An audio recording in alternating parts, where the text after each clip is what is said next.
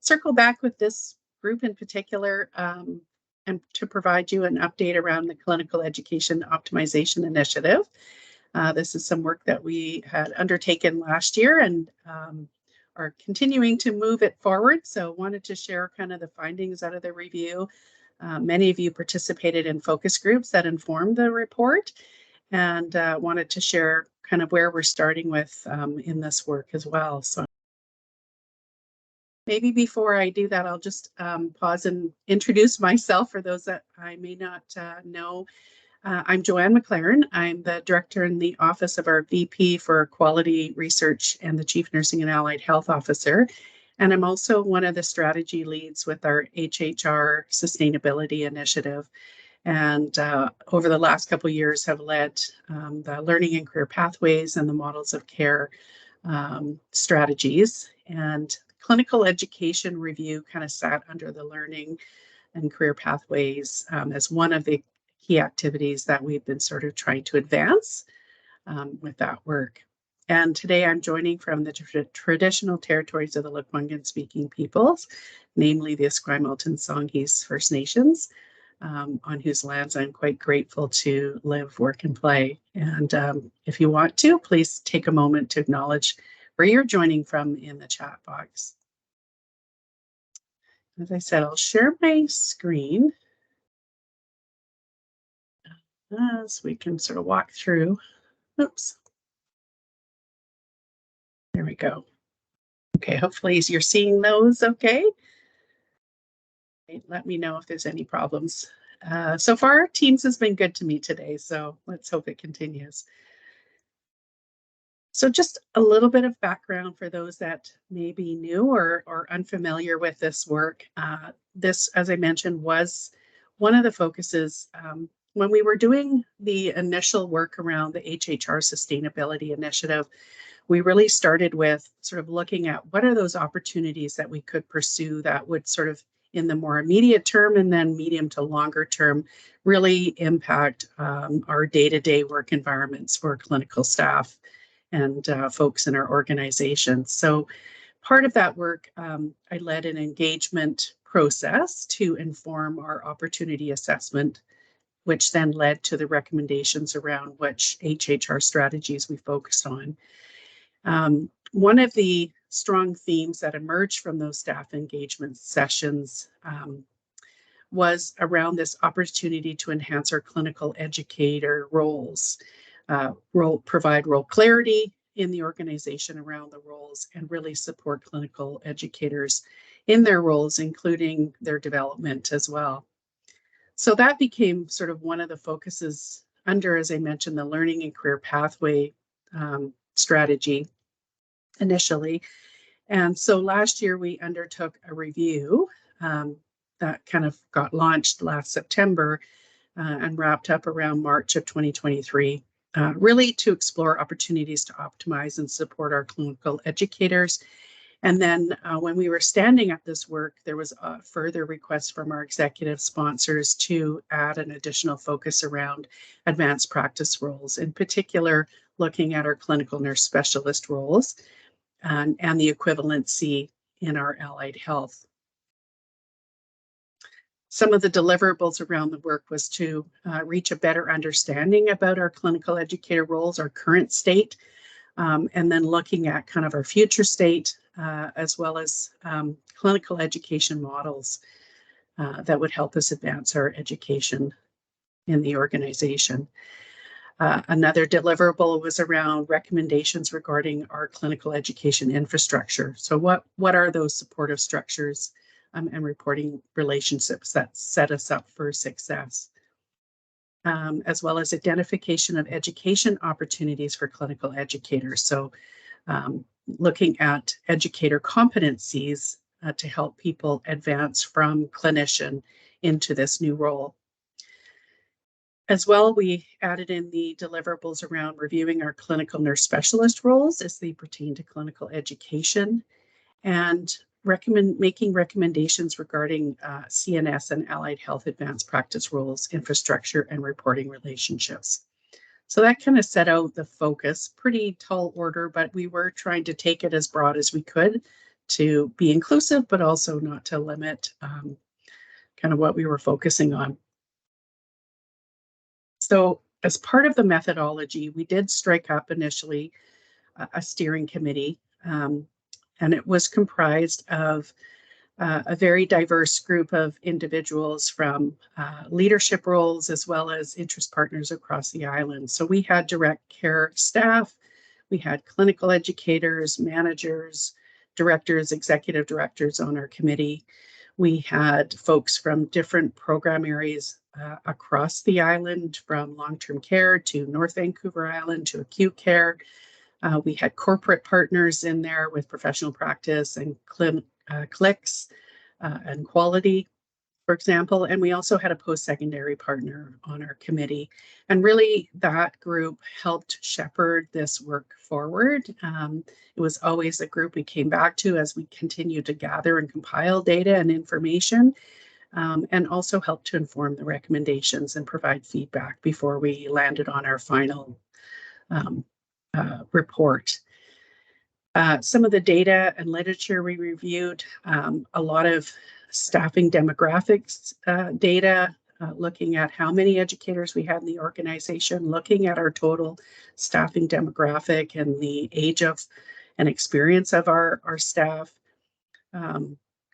We reviewed 120 articles based on particular search terms, which included 44 peer-reviewed that ended up being referenced in the report, as well as 12 sources of grey literature.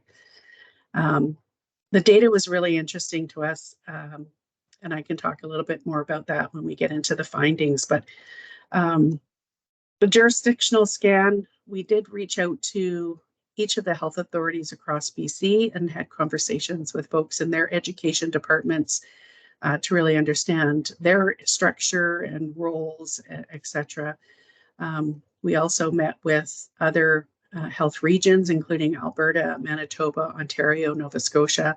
And we also looked at literature from Australia and the UK and Europe as well, looking at their models. We also did a fair number of focus groups, 16 in total, with about 191 people. And again, this was from direct care staff to clinical educators. We held 5 focus groups for educators, both nursing and allied, and then combined. And then we held other focus groups with other key groups in the organization, from clinical learning, professional practice, quality, the directors, executive directors, etc., as well as a number of program areas. And we also, in addition to that, held a number of one-on-one interviews, and again, from staff level to vice president level, and including external partners. So 43 one-on-one interviews in total. And an external consultant was hired to support this review as well, and really kind of pull all of that themes together from what we heard, and collate all of the information that resulted into the findings and recommendations of the report.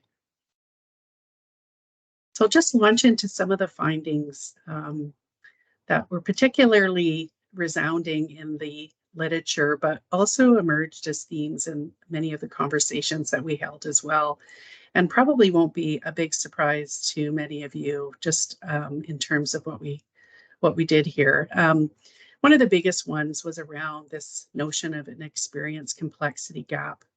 And we do see this across the board in our health authority, but across other jurisdictions as well, where we do see a significant amount of experience leaving the workforce at this particular time. And at the same time, our care complexity continues to increase. Our populations continue to age. We see populations with more chronic comorbidities. And, you know, one of the terms we heard in our conversations was there's no more easy patients any longer.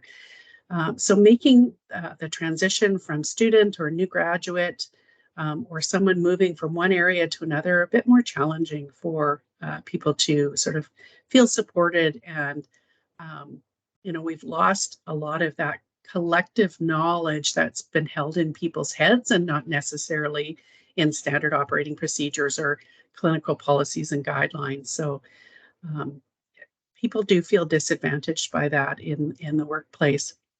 And our demographics I mentioned earlier were fairly striking to us as well. When we looked at our data from all staff across the organization, we do not have one domain of practice in the organization where we have people on average, this is an average, of greater than 7.5 years of experience in Island Health. So that's not to say they don't have experience outside of Island Health, but looking at coming within our organization on average, 7.5 years is about the benchmark. Nobody over 10 years of experience on average. When we looked at particular groups, and this is sort of comparing back from 2019 to 2022, pre-pandemic, we've seen an increase of 34% of nurses under 5 years of experience. That's pretty significant. That's nearly, well, a third of our workforce, of nursing workforce, is under 5 years of experience. And we saw the greatest increase of under 5 years in our acute care settings. For allied health, it wasn't too dissimilar. It was a bit higher. In fact, it was 39% with less than 5 years of experience in Island Health. On the flip side, when we looked at our 55 plus age range for nurses and allied, nursing 55 plus has increased 13% since 2019 and by 12% for allied. So, we are seeing that shift that's occurring with many baby boomers retiring, perhaps with post-pandemic kind of people just feeling like the need for a change or doing something differently. Probably one of the other factors when we see people leaving the organization is around staff burnout. So something that we've seeing a trend earlier in folks' careers, particularly in the first 2.5 years of a health profession's career. And there's lots of different reports that are sort of kind of pointing to sort of staff burnout, exacerbated by the pandemic as well. And so that sort of rings true, whether that's, we didn't really dig into a lot around sort of staff churn or staff migration, but, we do see a lot of movement in the organization as well as other opportunities becoming available. So not that everyone is necessarily leaving the organization, but, certainly a lot more movement. And one of the new benchmarks that we're introducing this year into our overall HHR work is really looking at sort of how many folks are we bringing new into the organization versus those that are leaving. So we're sort of trying to monitor and track that as well right now. Another finding was around the clinical educator role. Probably no surprise to this group, but everyone we spoke to just really emphasized how critical they felt the role was to the organization to really support quality initiatives, as well as to enhance retention at point of care. And certainly was a call out for the need for more role clarity, as well as development and infrastructure, as well as protected time to do the role. So I think the educator role is unique and seen, given most educators have a clinical background coming into that role, it's one that is drawn on for many purposes. We heard, the pull to sort of support their managers, to participate in meetings, being pulled in where there are staff shortages into taking patient assignments, and then to anything and everything under the sun from sort of unit, site level education support to, advancing regional initiatives. So it was sort of a jack of all trades role that everyone acknowledges. There's high value for that role, but yet we still haven't really gotten crystal clear as an organization about how best to utilize that role.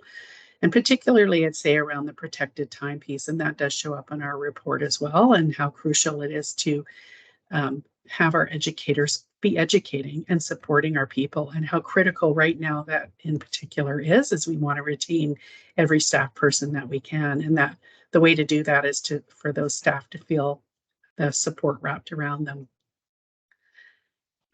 One of the other findings around our advanced practice rules was, again, a high value to the delivery of quality of care, really to enable advancing complexity and continuity of care, as well as providing that clinical guidance or clinical leadership and bringing evidence to bear into the practice standards or care processes within particular clinical areas. So that was something that was highlighted in the report as well. And then the last thing, which is a fairly broad and overarching thing, but it was really resounding as people talked and through the literature, was this notion of quality practice and learning environments, and the correlation between really standing up those quality practice and learning environments to linkages to patient client outcomes, as well as to achieving system or organizational goals. And just, how can we improve connecting the dots for our staff and our clinicians to really see themselves in advancing quality through the work that they're doing. And a lot of that is through the work of clinical educators as well. Looking at sort of maximizing health and well-being of staff, focusing on quality patient outcomes, workload management, clinical infrastructure, all of those things really point to sort of quality practice and learning environments. So from all of that, where we ended up with was 11 recommendations, and I'll walk us through each of those recommendations as well. But I color-coded them for the purposes of just helping folks understand where we're starting and where we're going. Of the 11, the first 4 I've color-coded in yellow, which is that yellow timeline bar. This is work that we absolutely want to advance, but it's not sort of something that could fall into a quick win bucket. It's bigger organizational shifts and changes that need to occur in order for us to realize those goals. So while we want to begin that planning work this fall, it is going to take us a bit longer to realize, and we need a lot more engagement within the organization to really move that forward. And I'll talk in more detail about each of those. The next 3, numbers 5 to 7, are where we're starting in terms of the priorities. Those are highlighted there in green, and we will be implementing this fiscal year, beginning this fiscal year. And the numbers 8 to 11 in blue there, those are recommendations that are absolutely important. We need to advance in the organization, but they are very closely linked to work that is showing up under our provincial HHR strategy and aligned to the work we're already doing under our HHR sustainability initiative, as well as one that kind of falls to our clinical governance infrastructure as well. So we don't want to duplicate effort, but really we'll leverage those existing groups that are looking at those particular topics to really advance the recommendations that way, so that we are continuing to move those forward. So I'll just walk us through some of the details of the recommendations, and then I'm happy to pull the slides down and take some questions if you've got them. So, and sorry, I'm not looking at the chat box right now while we go through the slide deck. So the first recommendation is really around modernizing our clinical education services across Island Health. And this, again, I mentioned sort of is a bit more infrastructure related. A couple things that are sort of under this one.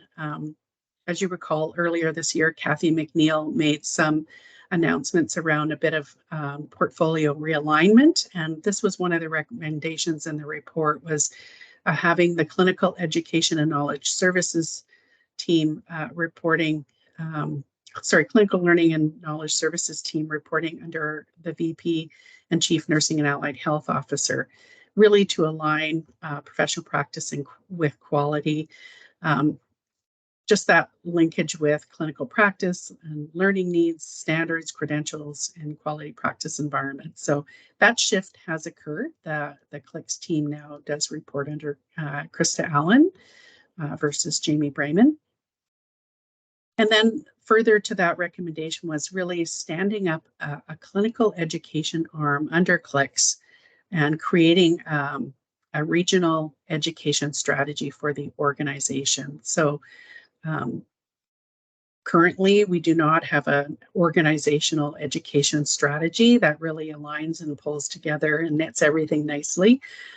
So that is, like I say, a loftier goal we want to work towards, and something we can realize through sort of putting some time and focus there, but it'll take a while to get there. One of the other sub-recommendations is around creating a team of regional educators that would help deliver on those regional initiatives. So rather than educators being pulled in different directions, that we have a team that we really could, put some time and intense focus to really advance some of that work more rapidly. We heard through the review that, it's challenging to find out, when there is a regional initiative, how to move it forward. And right now, in the absence of such a sort of a team of educators, every area is kind of going out to all the multiple educators across the island to advance work, which isn't time efficient. And it's a bit challenging to know, have you hit every area or not? So that's something that we'll be working towards. And then another sort of sub recommendation under this one is around creating a regional document management system to help hopefully reduce some of the duplication of effort that are across our system in terms of regional standards or clinical resource tools or that sort of thing, that will have the document management system for people to access. The second recommendation is around creating a matrix reporting relationship between the modernized clinical education department and service delivery areas. And this one really is about not changing up our clinical educators currently report, so that reporting, just to be clear, would still occur through operations for the day-to-day education work that they're doing, but that there would be that formalized linkage to that regional clinical education support. One, to support their onboarding and orientation, perhaps, but also two, for around that strategic alignment. So not only, working towards sort of the goals at the local regional level, but sort of more systematic system level. And I think as the clinical governance structure gets stood up with the care networks, that could further inform how we align and standardize for more consistency across the island as well. So this isn't replacing, the good work or the way in which educators are necessarily working together. We know that there are, good pockets of examples where there is some coordination and oversight currently, particularly like in long-term care or mental health or community, and even in some cases in acute care. But really, it's meant to sort of augment and build a stronger network of folks doing similar work in the organization. Number 3 recommendation is creating standardized processes and structures to meet education and quality metrics. So when we talked with folks, and again, it came out that there are a lot of inconsistencies in terms of how either clinical staff are onboarded and or even people moving into these clinical educator roles. And so we want to create a bit more standardization around that with sort of standard onboarding and job descriptions, credentialing, alignment, as well as onboarding and orientation. So what would a clinical orientation sort of look like? And can we get some commonalities across like program areas? Also around professional development, strategic planning, evaluation, etc. So some of the sub-recommendations in here include sort of helping to minimize the duplication of effort with standard tools and templates, as well as bringing further clarity on the expectations of roles. And in particular, as I mentioned, called out was, ensuring that we have protected educator time to do mission critical educator work and not other work. So we need to look at and unpack that a bit more in terms of, who else could be doing things that are pulling educators away from their mission critical work. Number 4 is around processes and structure to determine and measure mandatory education requirements across Island Health. And this came up a lot in conversations around this notion of mandatory education, and no one was really clear how mandatory education gets determined. Who gets to decide what's mandatory or not? Is it just legislative, regulative requirements and or WorkSafe BC requirements, or is this stemming into what would notionally be considered a professional development or, qualifications for particular roles, that sort of thing. So I think the recommendations kind of call out the need to sort of have a group take a look at that and create some process or infrastructure around how to determine it.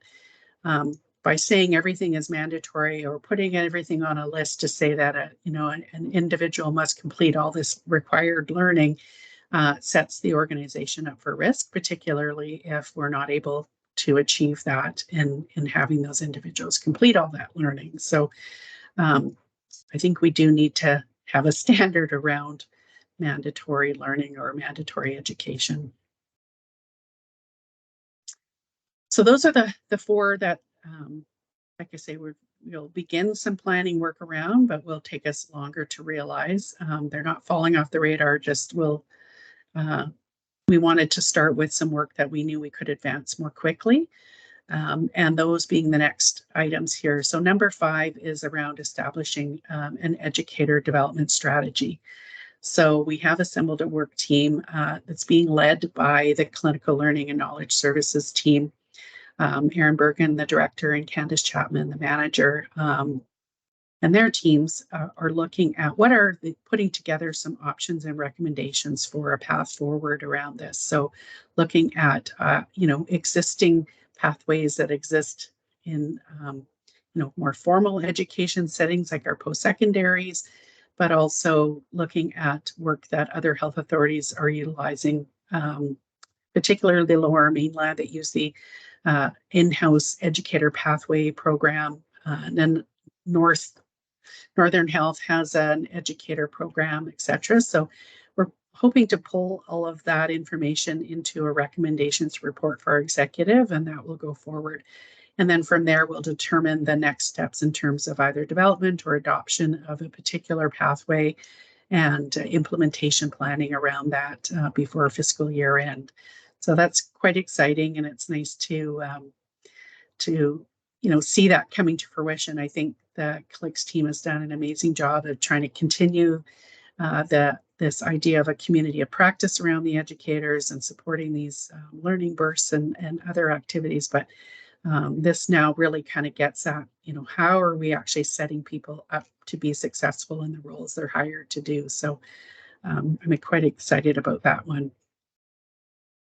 The next 2 are tied to our advanced practice roles. The first being optimizing our clinical nurse specialist roles.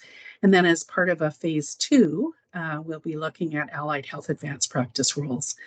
When we started the review, there were only 3.8 FTEs of CNS roles in the organization. I think we're up to 6 now, with one of those being a temporary position.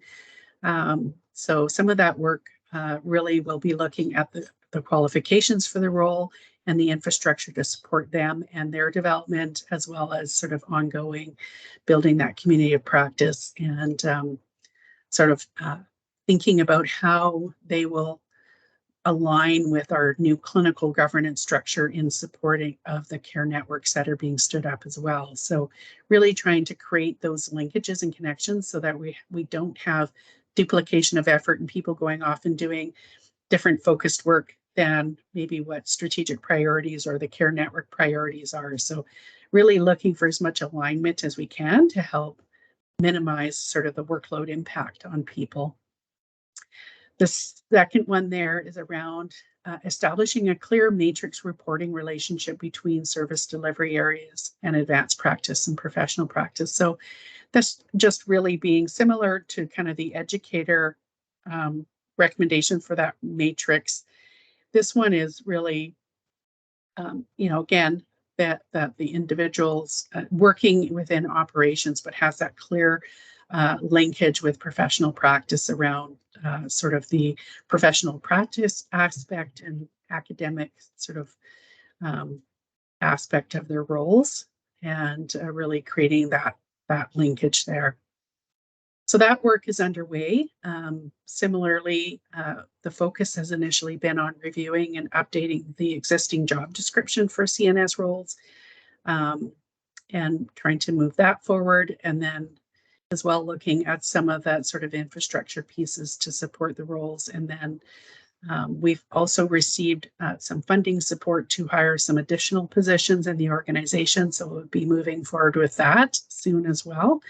And this work will nest within professional practice. Right now, they don't have a person assigned to sort of oversee the work, but so it's sitting with me until that time. But again, it's another piece of work we want to move forward this fiscal year and get going. And then really part of professional practice's role is also then digging into the allied health advanced practice piece. And there's some linkages to the provincial HHR work around this particular bundle as well. And then in terms of the remaining recommendations, these again, the first three are tied to our provincial HHR strategy. Support at point of care across nursing and allied health. So this is the mentorship roles. And although it wasn't sort of in scope to look at mentorship as part of our education review, it is certainly something that has come up through the NBA collective agreement. We know we're going to be receiving 24 additional FTEs of clinical nurse mentor positions. We would like to see further investment in allied health mentorship as well. So something that, again, is being looked at through our HHR strategy work, as well as the career pathways and learning opportunities. And I think this will fold in kind of in two areas. One within our education strategy overall as an organization, and thinking about how we support professional development of our existing staff. But it also ties in with sort of the student practice and learning and career pathway development that shows up in our provincial and our HHR strategy around earn and learn programs, or thinking about learning pathways as part of our BSN to practice work. And then as well, like programs such as HCAP, our Health Career Access Program, where people are hired into roles and are working in a non-clinical role until they're able to complete their HCA training and become healthcare assistants eventually. So lots of exciting opportunities in that. And again, it's tied to our HHR work and will be sort of taken up there. And then number 10 really sits with professional practice around our enhanced formalized relationships with the academic sector and the health authorities. And I think the report does a good job of calling out the excellent relationship that already exists there, and lots of really good work that's happened over the years to support student practice. There is a provincial group looking at particularly this particular area around sort of the intersection with our academic partners, particularly given the challenges they're experiencing as well with an aging workforce, faculty retiring, and thinking about who is going to be educating and supporting students going forward, and just that interconnectedness we have with our partners. So there will be some recommendations coming from an integrated project team around student practice education that provincially we will adopt and move forward. So that work is coming later this fall.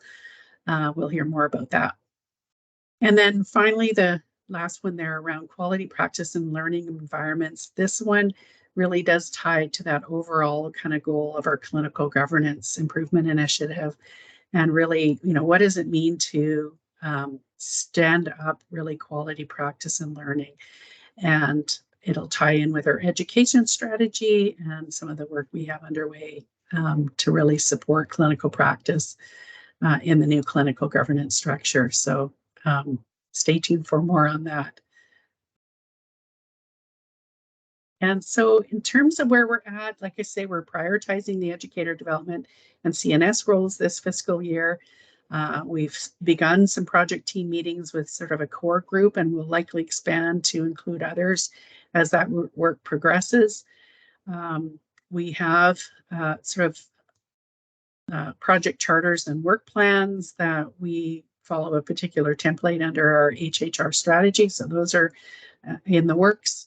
And then really the next piece was around our communications plan and really wanting to sort of circle back to all the groups in the organization that informed the recommendations report through the review that was undertaken last year. So part of it is, meetings such as this, just to share that back, but also to hear from you around kind of what resonates and how you want to kind of stay involved and connected to this work as well. So that's kind of all I have for today, and I'm going to stop sharing here and pull up my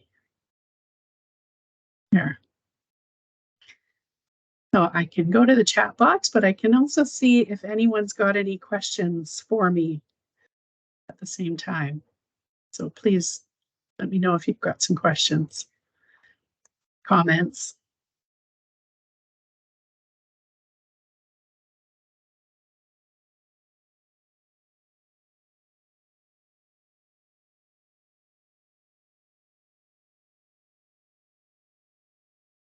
Go ahead, Bonnie. Hi, how's it going? Good, how are you? Good. I was just curious. I'm just a little bit confused, I guess, about the mentor role and then the clinical nurse specialist. So I saw that the clinical nurse specialist will be kind of more tied in with professional practice. And then I just wasn't sure. Yeah. Yeah, like in terms of like what the role focus will be, or just And how many each hospital or area might receive and how that's going to be allocated and what the hours might look like. Yeah, so the clinical nurse mentor, that is coming out of the NBA, the collective agreement for an additional 24 positions. The allocation of those positions, that sort of sits outside of this review. And it's work between professional practice, HR, and our union. And I think it's the union that actually made the recommendations working with our folks to determine kind of where the priorities would be set for where the positions would be. I don't have the details of that, but I'm sure there'll be some more information coming out about that shortly. Yeah, and I think the idea is to sort of distribute them, where there's greatest need, obviously, but knowing that lots of areas have competing need. In terms of the clinical nurse specialist, right now, we know we have some funding for additional positions. We'll be looking to kind of align them to, again, looking at kind of readiness for a CNS position where there's need, where they don't have an existing role. Really, we'll be supporting kind of a particular program area aligned to the care network and supporting some of that quality work as well. So I don't have a sense of where currently. Right now, we've only got an additional 4 positions that have been approved beyond kind of our existing 6 that are in the organization.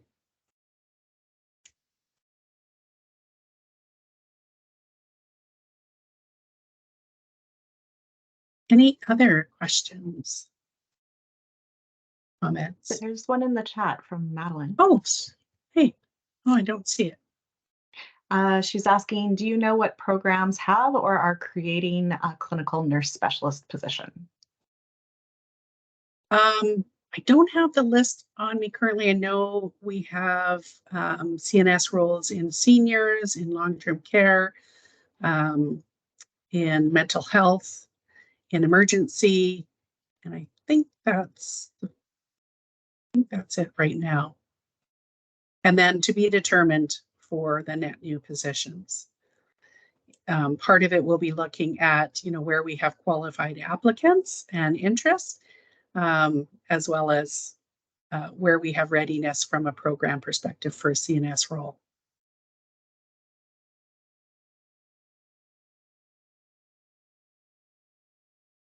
Yeah, I'm not getting an updated chat. Sometimes that happens. It's a bit delayed.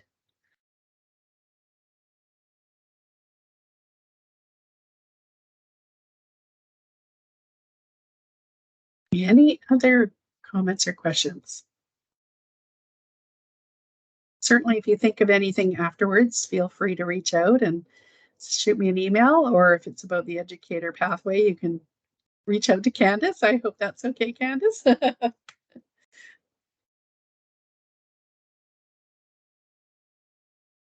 right. Well, we may be able to give you the gift of a bit of time back today. Thanks for joining. And like I say, yeah, feel free to reach out if you've got any additional questions. All right.